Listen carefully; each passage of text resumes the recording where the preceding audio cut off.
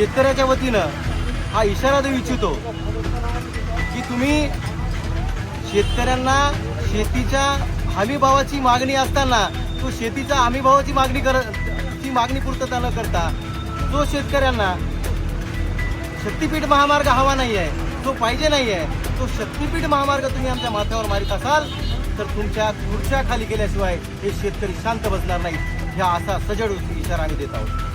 या बहुजन आघाडीचे नेते आदरणीय श्रद्धेय बाळासाहेब आंबेडकर यांच्या सूचनेप्रमाणे आम्ही हिंगोली जिल्ह्यामध्ये जो शक्तीपीठ महामार्ग जो शेतकऱ्यांच्या आयुष्यामध्ये अंधार करणारा आहे तो शक्तीपीठ महामार्ग रद्द करावा यासाठी आम्ही शिरोड शहापूर येथे रास्ता रोको केलेला आहे. या रास्ता रोकोमध्ये माझ्यासोबत शिरोड शहापूर आणि परिसरातील जिल्ह्याचे सरपंच नवनाथ भाऊ असतील, सिंदूरसोन्याचे सरपंच आमचे देवपती भाऊ असतील आणि सर्व आमचे सामाजिक आणि राजकीय कार्यकर्ते आणि मोठ्या प्रमाणामध्ये शक्तीपीठमध्ये ज्यांच्या जमिनी जाणार आहे जे बाधित शेतकरी आहेत ते सुद्धा या रास्ता रोकोमध्ये मोठ्या प्रमाणात सहभागी झाले होते.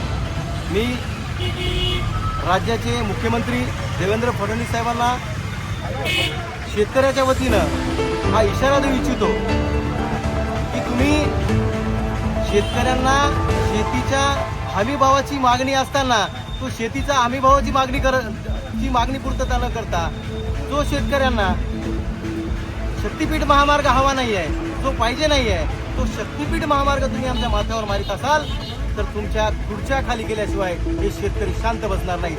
ह्या असा सजड इशारा आम्ही देत आहोत. यापुढे वंचित बहुजन आघाडी आणि शेतकरी यांच्या शेती जाणार आहेत. आम्ही पूर्ण ताकदीने त्या शेतकऱ्याच्या पाठीमागे असून येणाऱ्या काळामध्ये जर हा शक्तीपीठ महामार्ग रद्द केला नाही तर आम्ही निश्चितच यापेक्षा तीव्र आंदोलन करू असं या ठिकाणी सांगतो.